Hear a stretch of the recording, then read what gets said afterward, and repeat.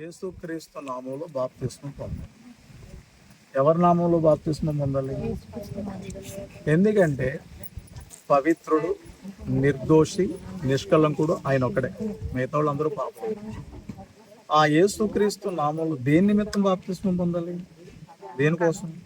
పాప క్షమాపణ నిమిత్తం.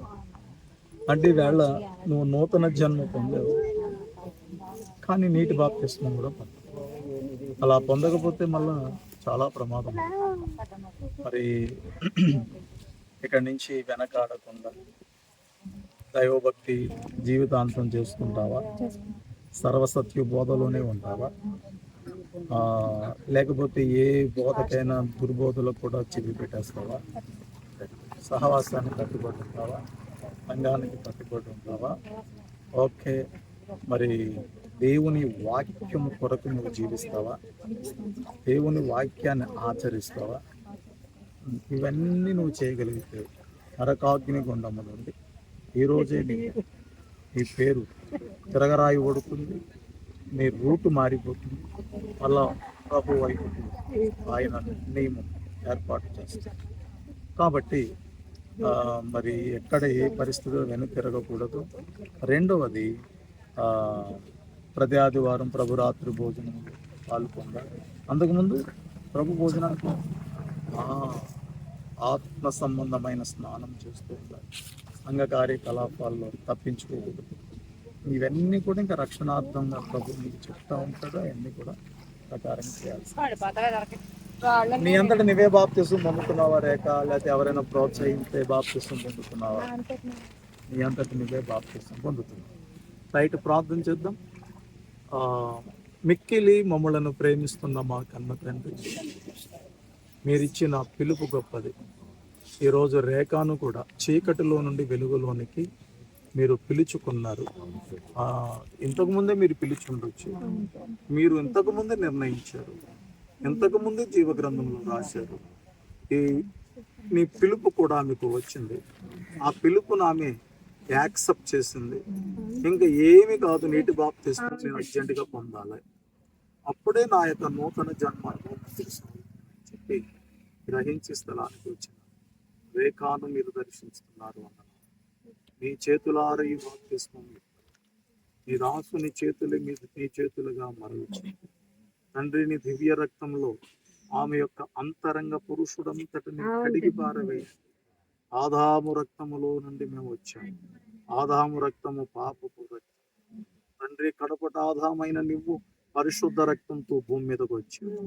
నీ రక్తము గోండై మీకు జన్మిస్తుంది. వేళ తల్లి గర్భము నుండి రక్తం పంచుకొని పుట్టిన రేఖ ఈరోజు క్రీస్తు రక్తాన్ని పంచుకొని పుడుతున్నది. ప్రభు యేసయ్యా, మీ మీద మీకు అపారమైన ప్రేమ ఇంకా బలంగా ముందుకు సాగిపోయేటట్లు మీరు అనుగ్రహించండి.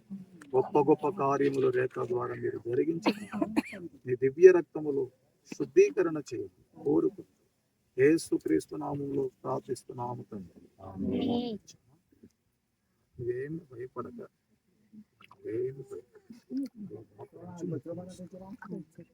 వెనక్కి పూర్తిగా నీటిలో ముంచుతాను. పూర్తిగా మనం ఏది రీతిలో ఉండడానికి రైట్. రేఖ ఇచ్చినటువంటి అధికారమును బట్టి, ఎందుకంటే పిల్లలు ఎప్పటి నుంచో మనతో జీవిస్తున్నారు. ఏం కొత్తగా కాదు. వీళ్ళ మీద నాకు సందేహం, అనుమానం కూడా లేదు. చాలా చక్కగా అయినా కానీ ప్రశ్నించాల్సినవి ఉన్నాయి, చెప్పాల్సినవి ఉన్నాయి. మరి రేఖ ఇచ్చిన సాక్ష్యం బట్టి, దేవుడిచ్చిన అధికారమును బట్టి అగ్నిదేవుని ముందు అనగా తండ్రి, కుమార, పరిశుద్ధాత్మ ఏకనామమైన శక్తియుత నామం, సర్వశక్తి గల నామమైన యేసుక్రీస్తు నామములో ఈ రేఖకు నీటి బాప్తిస్మం. చరిత్రలోనికి వచ్చాడన్నా, పవిత్ర దేవం తెచ్చాడన్నా, చరిత్రలోనికి వచ్చాడన్నా.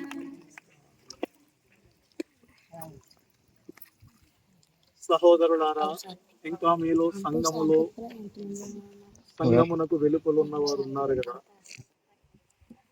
సంఘములో వెలుపలున్న వాళ్ళనంటే మరి బాప్తిస్మం పొందకపోతే లోపల కూర్చున్నా దేవుని దృష్టిలో వాళ్ళు వెలుపల ఉన్నట్టే లెక్క. ద్వారము లోపల ఉన్న బయట ఉన్నట్టే లెక్క.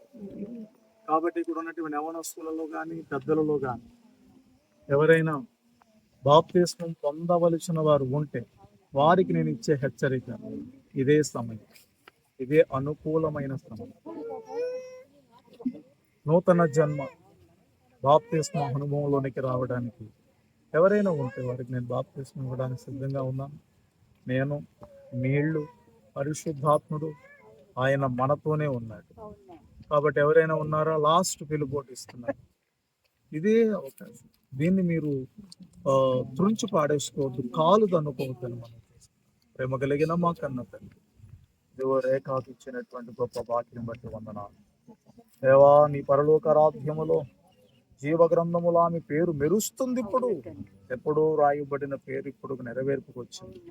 ఆమెను మీరు చీకటిలో నుంచి పిలిచారు, ఇప్పుడు ఆమె వెలుగులోనికి వచ్చేసింది. నీటి బాప్తిస్మం పొందుతుంది. ఇప్పుడే ఈ క్షణములోనే జరిగిన కార్యం ఏమిటంటే నీ అమూల్యమైన రక్తములో ఆమె పాపములు మీరు కడిగి వేసి ఉన్నారు. ఆమె సంపూర్ణ పరిశుద్ధురాలయ్యింది. ఇక్కడి నుంచి ఆమె సాతానుని ఎదురిస్తూ మహాశ్రమల కాలములో కూడా దేవా నీతో నిలవబడి ముందు సాగుట కావలసిన శక్తి, పరిశుద్ధాత్మ అభిషేకం ఆమెకు బిడ్డకు దయచేయండి. యేసు నామములో ప్రార్థిస్తున్నాము. Praise the lord.